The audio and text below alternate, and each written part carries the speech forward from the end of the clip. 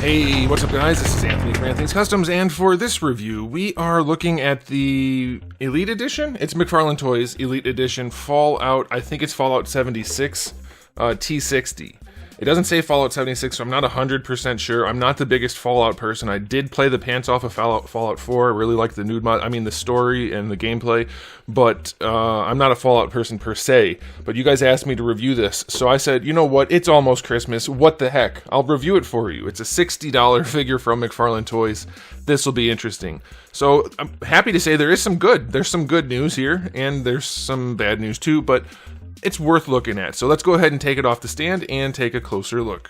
Alrighty, before we look at the figure, let me show you my package. It is a big package, it's a big figure, and it's a good looking package. The white and gold is always a nice look with the colorized, what do you call that, marketing material around it. That's fine, looks good. I don't know if they've made these, I don't think they have, and none of these are what the figure is, so that's a thing. I always liked this one a whole lot when I played Fallout 4, or whatever was close to that in Fallout 4. Anyway, it's a fine package. It looks plenty good. I like that they actually put the weapons on the side where there's a cutout for the window, so it actually looks pretty nice. If you like packaging, it's a package that is not bad. Alright, that's what she said. Okay, so this figure stands, it is in stock at Big Bad Toy Store, by the way. If you want one, I'll put a link in the description below. It stands about 20.5 centimeters, just a touch over that. Give it an extra millimeter or two. And like 8 inches, 8 1/8 inches, pretty close. Here it is with Darwin. So yeah, you know, it's probably pretty close to 1/12 scale. Reasonably so, I would say. Like you could arguably fit a Herman in there, and so that should be fine. Okay, so, like I said, I'm not the biggest Fallout fan. You know, some people like to say you shouldn't review things where you're not familiar with the IP, and I like to say, maybe, except for the fact that I can review a figure without knowing the IP. The people who know the IP will understand if the figure is accurate in terms of the details, but I can still let you know if it's a good action figure with pure unbiased nature, because I don't have any affinity for or against the IP. And that is kind of where we're coming at with this one. I'll let you know if it's any good. I have played the games enough to know what this is, generally speaking. You put the things in the back after turning the handle to keep them going. That's how that works. Okay, so let's do a question of the day. Are you a Fallout fan? If so, did you like Fallout 4 or not? Because I liked it, but I'm not a Fallout person, and I've been told it's not a popular one. But then 76 bombed to high heaven at the beginning, but now I guess it's good, so I don't know. Let me know what you guys feel about Fallout. I'm guessing New Vegas is the runaway winner for popularity, but let me know. Maybe Fallout 2. Okay, so this figure, I have to say, at first glance, it's good looking. So if you're going to treat this power armor like it's just put it in a hero pose and stick it on the shelf like it's on the gantry or whatever, it looks plenty good for that. Is it the best looking thing ever? No. Almost nothing on it is metallic at all, and I don't know if that's accurate or not. Probably should be somewhat metallic, but the color bluish gray that they used with the wash all over it does give it that grimy metallic look. There is a paint job on the figure too, some detailed painting. Those little reddish bronzy colors are slightly metallic. There's a little bit of paintwork in there, you can see. Then for the face, obviously the eyes, let's focus on the eyes. The eyes have some paint job on them, but not much. And then we have the white stripes on the arms. There's not a lot going on with this figure that's actually a detailed paint job, but the sculpt does carry it through with the wash. That's why I say so many times, a nice wash goes a long way. A wash makes a crappy painter look reasonably capable. It's not an impressive figure by any means. $60? Hell no. Obviously, just no. It's not even close to reasonable by normal standards. But by today's standards, $60 for this isn't the worst thing in the world. Like, it's way overpriced. But at first glance, the figure doesn't look terrible. So, I'll say for the aesthetic rating, it's not perfect, but it's solid. If it wasn't for $60, I don't know, if it was $40, which I think is probably where this should be, 45, 8 or 9 out of 10. For $60, I'll give it a 7. $60 is relatively high-end territory, and this figure is not that. It's just a wash, essentially.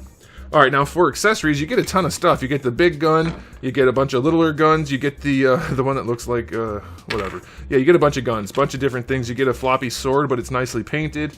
It's a decent spread of accessories, and they look good enough. They are nice and metallic for the most part, so I think that's fine. And then you get some interchangeable hands. Those are good enough also. So, yeah, that's fine. Of course, you do get the... freaking Todd, man. Freaking Todd. I wonder how many people have said that in Todd's life. The stand that they give you, which is the same size stand as, like, everything else. Why did they include such a stand for such a figure? His foot takes up half the damn stand. It's almost worthless. Like, I mean, like, technically it serves a purpose, but it's silly. Then you do to get the collector card, which is just about worthless. So accessory-wise, I'll go 7 out of 10. It's a good spread, but for $60 and having warped weapons, I'm not exactly thrilled by it. Alright, now for the articulation. This is where the rubber meets the road. I used that saying the other day incorrectly, I think, and now I have used it reasonably well. Alright, so does this thing pose well? In a sense, it's not bad. Now, this kind of thing is not easy to articulate effectively if you're not really trying, and I don't know that they were, but we'll see. Alright, so the head does rotate, of course. It wiggles. It's on a ball, but it doesn't have a ton of range. Now, granted, you don't really need a ton. You just really need to be able to do that. And that's going to get the job done for this guy, so I think that's fine. Oh, I didn't mention the tubers are painted. Yeah, I think that's fine for the head. Now, is this defective, or what is that? There's something on the front there. I don't know what that is. Alright, for the shoulder pads, surprisingly, it's a double ball peg. You can just move them around pretty well. So that should help you pose the figure reasonably well. I mean, that's not bad. For this sort of design, the better option would be to connect the arms, or the shoulder pads to the arms in terms of the action figure. I know it's not super accurate for the game, but that might help poseability. But it's honestly not too bad. Doing the double ball peg really does work for the most part. It's not going to get everything done, but for power armor, you're not exactly doing martial arts in these things, so I think that's fine. Now, here's where we start to have a problem. Well, not quite yet. I'm sorry. You do get your bicep swivel. That's fine. I'm glad that they included that. They could have easily not. That's a really good point of articulation. It's well implemented. But now we have the elbow. It's a single jointed elbow. The joint's right there. You cannot rotate the forearm, so this piece right here almost literally immediately bumps into the upper part of the arm, and you get very little range. Again, you could excuse it. Power armor, clunky and slow, but you can force it to go a little farther, of course, and you get almost 90 degrees. You could say 90, I guess. It's still very limited. It could be better. The wrists are swivel hinges, so they're okay. Or, I'm sorry, ball hinges, so that's fine. You'll be able to use the wrists. For the torso, I was expecting this to be really good because it's basically just a tube. It's a sphere shape at the top. They should have been able to just rotate this and lean it all over the place, and instead they did a bad. They did a bad. It's not good at all. They totally did it wrong. Can I? No, I can't pop it off easily. It feels like a single ball peg that's in the wrong spot. It just wiggles at the top rather than the whole thing being able to lean around. It rotates, but it has virtually no range. It leans forward and back just a little bit, but not in the way you would expect given the sculpt. It's really terribly implemented. That's bad. Now for the hips.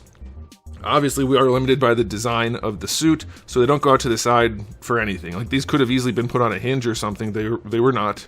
Or made soft. They were not. So, basically, no range out to the side. Going forward, you can kind of force it and get that far. So, again, you can argue power armor, that's fine, but it could have been good, and it's not. The placement of the hip is just really poorly done. Really unfortunate. They don't go back too far, but they do go back a little bit. Thigh swivel. There's not one where you would think it is on the armor, unfortunately, so it's just moving around that ball for that hip. So the hips are pretty floppy and crap. For the knees, they're actually surprisingly good for a single jointed knee. I mean, they look nice. They suit the armor. Suit the armor, get it? Anyway, it's fine. And then for the ankle, I think it's just a double ball peg. Or no, it's a single ball peg. It's a single ball peg, so it's... Are we out of focus? I hope not. It's got decent enough range. It's not much because the ball peg isn't even that good. These, I don't know if they're supposed to move or if they're just supposed to be fixed. You'd think they'd be able to move, but they do flex, so it doesn't really matter.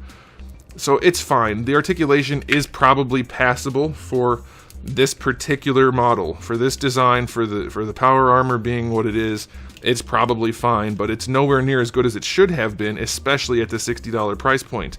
For $60, with this kind of paint job and level of quality, I was expecting, or I would expect, it to be able to pose more than is just the bare minimum. So I'm going to give it a 5 out of 10 for articulation. It's pretty lousy. It wouldn't have cost them much to make it a lot better, and they're charging a lot for it. So, now it's time for the final verdict. Is this good enough to buy? Well, if you really like Fallout and you want a power armor at 1/12 scale-ish, You know what? Probably. It's not the kind of thing where you just hate owning it. If you wanted this in your collection, you're not going to be happy with the price point, but you're not going to be like, well, this is a pile of garbage. There's plenty to be had here that is nice enough, especially if you want to repaint it, which obviously you shouldn't have to. And I'm not saying you should, but you could, and it would look a lot better. But yeah, it's the kind of thing where if you're a big fan of it, you'll probably be happy enough even though it's overpriced. But the articulation blows. The rest of it is passable enough. I'm going to give it an overall rating of, including the price, 7 out of 10. It's reasonably okay. It is not impressive. Other than, like, the sculpt is... Whoops. What is going on here? The sculpt is pretty good. I mean, overall, it's pretty good looking. So, I don't know. Let me know what you guys think in the comment section below, but I'll be done there. So, thanks for watching. If you enjoyed the video, please do give it a thumbs up. If you didn't, give it a thumbs down. And if you haven't subscribed, you should. I have new videos just about every single day, and thousands already on the channel. So, make sure you come back for all of that. And in the meantime, keep collecting.